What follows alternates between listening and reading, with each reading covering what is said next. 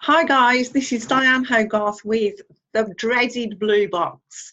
If you haven't saved it properly, because sometimes you think you've saved it and Builderall doesn't save it. If you get this blue box, it's really easy. All you have to do is right click on there, look, change URL, and then these pages, the pending subscribe goes to the thank you page, subscription confirm goes to the thank you page, and the sneaky trick that I showed you before, go back to the email capture page. If you confirm it, and then you have to save it.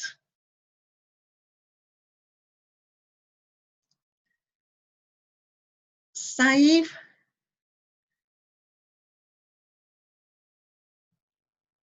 And that's it. But I will show you where to find your URL as well. So if you go into Builders,